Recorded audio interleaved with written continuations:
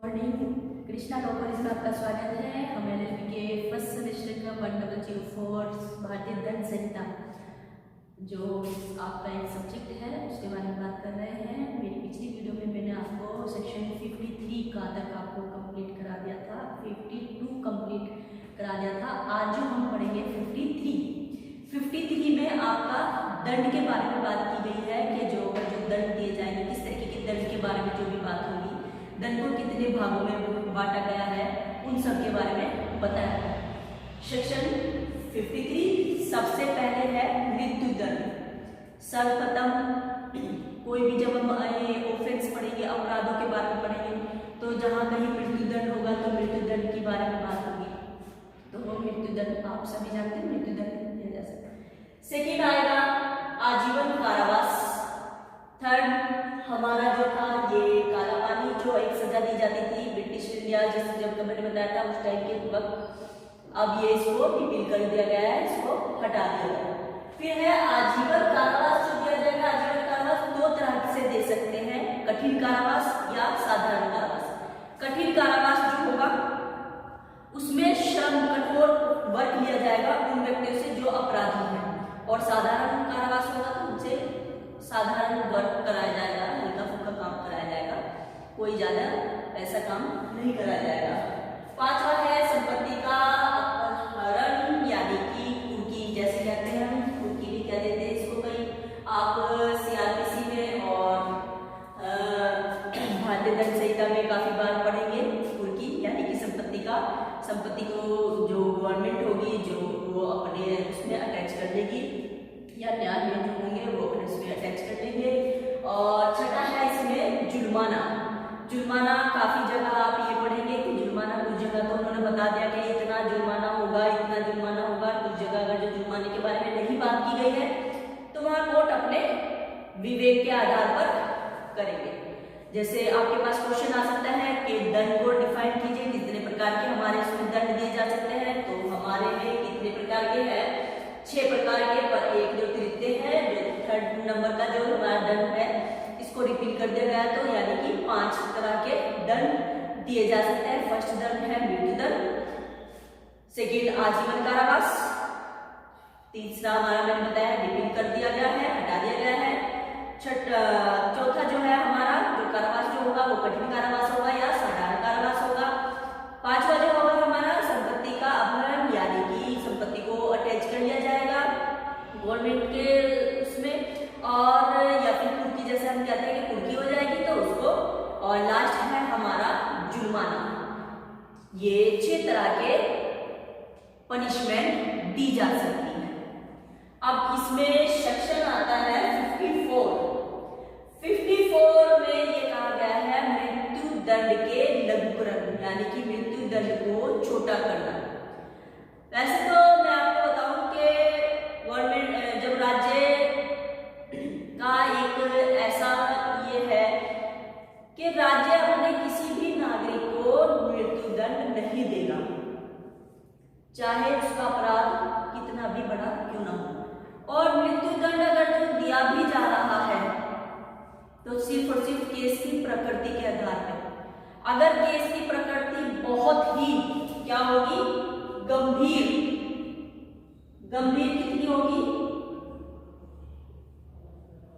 अभी एक केस आया था शबाना का, उसने ये था कि उसको मृत्यु दंड दे दिया गया था, और उसने हमारे जो राष्ट्रपति हैं उनसे क्षमादान के लिए बात की गई थी, तो उनको मृत्यु दंड देने का जो दिया गया था, उन्होंने वहां पर काफी लोगों की, अपने जो दोस्त थे उनके साथ मिलकर उन्होंने अपने जो फैमिली मेंबर्स थे उनको मौत के घाट उतार दिया था। पर उसमें कोर्ट ने कहा था कि उन्होंने एक छोटा बच्चा जो था, जो दूध पीने वाला एक बच्चा था, मदर का जो दूध पीता था उसका जो बच्चा था, उस बच्चे को भी उन्होंने जान से मारा था। तो कोर्ट ने ये कहा था कि ये जो इनका अपराध है, ये अपराध बहुत ही गंभीर प्रकृति का है। तो इस जगह गवर्नमेंट ने या हमारे जो न्यायालय जो था, न्याय प्रक्रिया जो थी हमारी, न्यायालय ने कहा कि आपका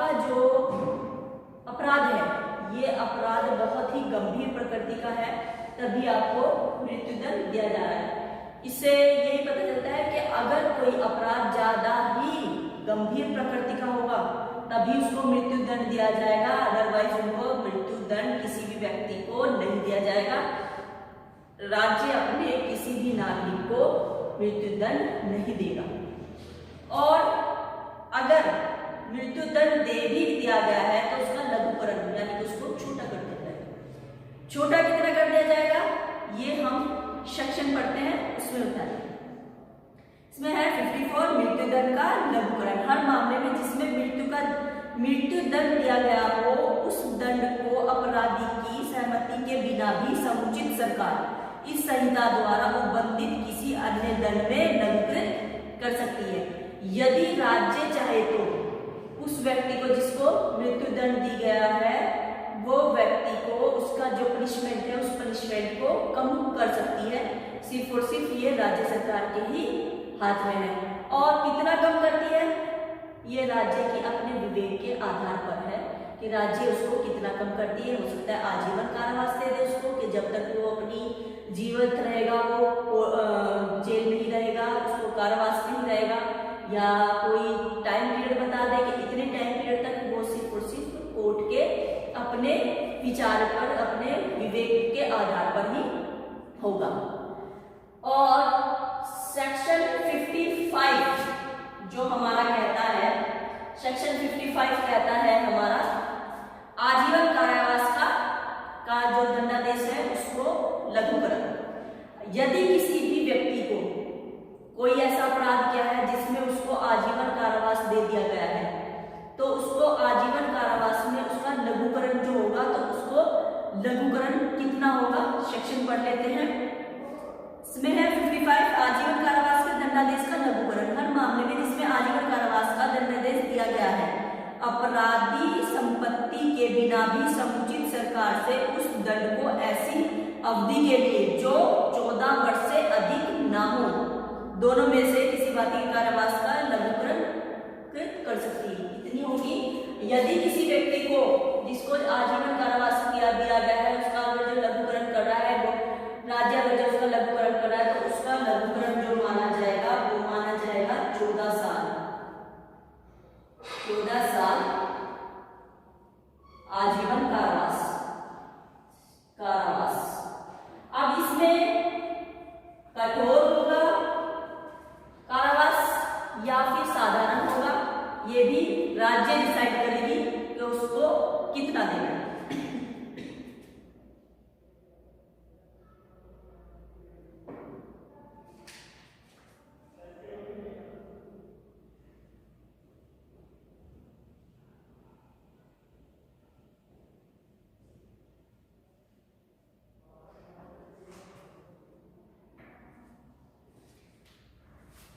धारा 63 हमारा जुर्माने के बारे में कह रहा है। जुर्माने के बारे में क्या है, जुर्माने की जो रकम होगी कितनी हो सकती है उसमें है जहां की वह राशि अभिव्यक्त नहीं की गई है, यानी कि जहां पे राशि नहीं बताई गई है। काफी हम अपराध जो आगे पढ़ेंगे उसमें कुछ जगह राशि बताई गई है कि इतने का जुर्माना होगा या इतने का जुर्माना होगा। यहाँ पे अगर किसी जगह नहीं बताई गई है तो तब कितना जुर्माना होगा उसके बारे में बताया गया है। जहाँ की वह राशि अभिव्यक्त नहीं की गई है जितनी की जुर्माना हो सकता है वहाँ अपराधी जिस रकम के जुर्माने का दायी है वह मर्यादित है किंतु अत्यधिक नहीं होगी। यानी कि जुर्माना जो होगा वहां पर जुर्माना इतना ना हो कि बहुत ज्यादा हो, उस अपराधी से दिया ना जाए। यहाँ पे कोर्ट अपने विवेक के आधार पर बात करेगी। अब इसमें एक सेक्शन और आता है 64 है जुर्माना न देने पर कारावास कितना होगा। यदि कोई व्यक्ति इस हालात में है कि वो जुर्माना भी नहीं दे पा रहा है, उसके हालात कितने डाउन है कि वो जुर्माना देने के उसमें स्थिति में नहीं है, तो तब कितना होगा जुर्माना ना देने पर कारावास।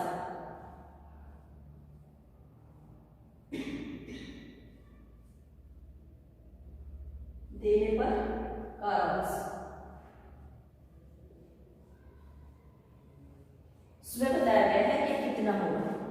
सेक्शन पढ़ लेते हैं पहले 64 जुर्माना न देने पर कारावास। कारावास या जुर्माना दोनों से दंडित अपराध में हर मामले में जिसमें अपराधी कारावास सहित या रहित जुर्माने से दंडित किया जाएगा। हम काफी जगह ये पढ़ेंगे जब हम ऑफेंस पढ़ेंगे कि उसको कारावास और प्लस जुर्माना दिया जाए या फिर जुर्माना ही दिया जाए। अगर वहां पे वो जुर्माना नहीं देता तो तब क्या करें।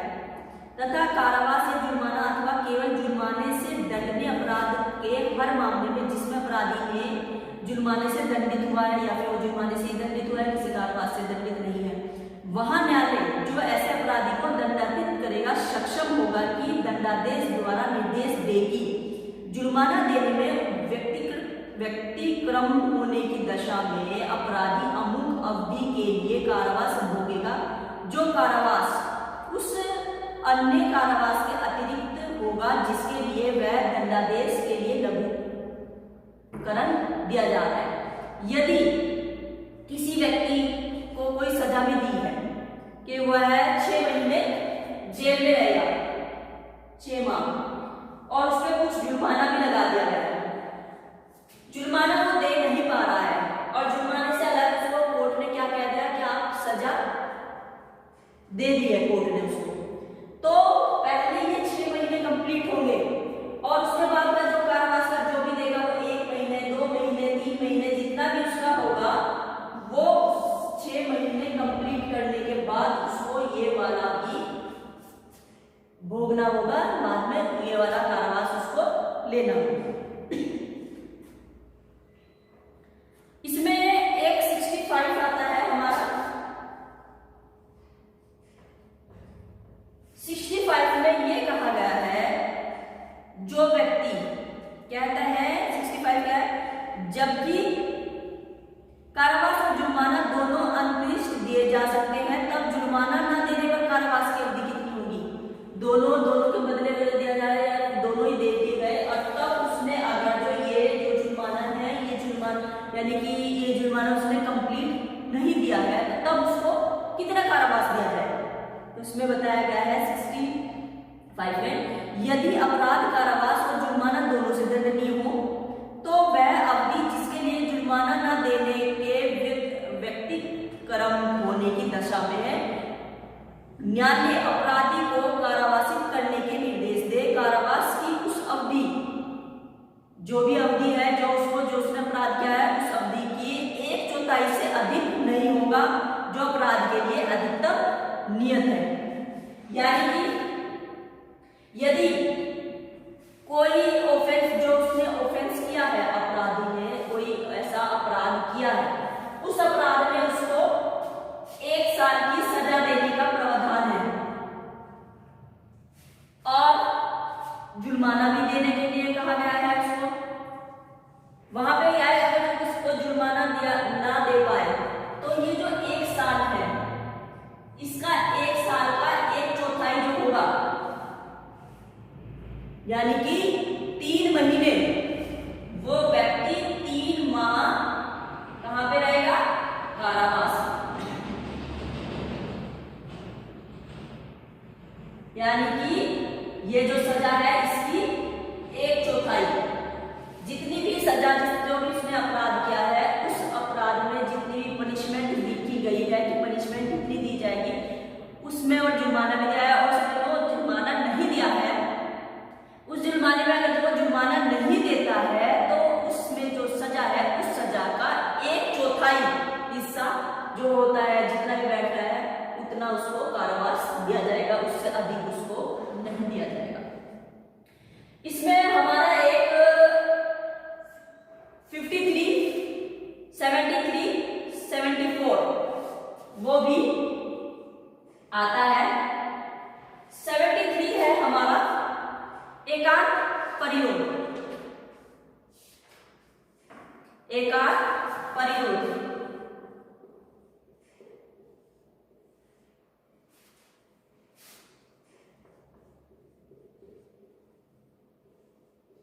यानी कि कोई भी जो व्यक्ति होगा ये सबसे कहता है कि ये सबसे ग्रीवियस पनिशमेंट मानी जाती है, सबसे बड़ी पनिशमेंट मानी जाती है ये। और सेक्शन क्या कहता है 73, जब कभी कोई व्यक्ति ऐसे अपराध के लिए दोषी ठहराया जाता है जिसके लिए इत्यादि उसे कठिन कारावास से दंडित करने की शक्ति है, तो वह न्यायालय अपने न्यायालय आदेश के दंडादेश के आदेश दे सकेगा कि अपराधी को उस कारावास में जिसके लिए वह दंडित किया जाया है किसी भाग या भागों के लिए जो कुल मिला के 3 मास से अधिक ना होंगे के निम्न मापदंड के मतलब उसको जो वो कारावास दिया जाएगा वो कारावास किस तरीके से होगा उसमें बताया गया है। यदि किसी व्यक्ति को एकांत परिरोध दिया जा रहा है और वो जो एकांत परिरोध उसको जो दिया गया है उस वह 6 महीने से कम है, 6 माह से कम का दिया गया है, अगर उस व्यक्ति को कि इस व्यक्ति को 6 महीने का एकांत परिरोध दे दिया जाए, तो तब वह 1 मास से कम का ही हो, 1 मास तक का होगा, उससे अधिक नहीं होगा। 1 मास से अधिक का समय नहीं दिया जाएगा। फिर उसको अगर पनिशमेंट 6 महीने से तो ज्यादा, 6 माह से ज्यादा और 1 साल से कम, 1 साल से कम का उसको एकांत परिरोध दिया गया है, तो तब उसको 2 माह से ज्यादा उसको एकांत परिरोध नहीं दिया जाएगा। अब यहाँ पर फिर यह है, अगर 1 वर्ष का उसको एकांत परिरोध दिया गया है तो उसको 3 मास से ज्यादा एकांत परिरोध नहीं दिया जाएगा। और इसकी भी कुछ कंडीशन है। कंडीशन ये है कि उस व्यक्ति को जिसको 3 माह का एकांत परिरोध दिया जा रहा है उसको 15-15 दिन का दिया जाएगा, 14 दिन का दिया जाएगा, उसको पूरा नहीं दिया जाएगा।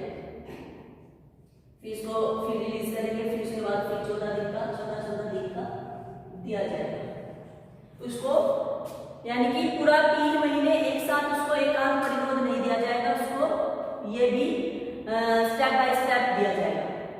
मैंने फिर कहा था कि ये सबसे ज्यादा ग्रीवियस हमारे यहाँ पनिशमेंट मानी जाती है।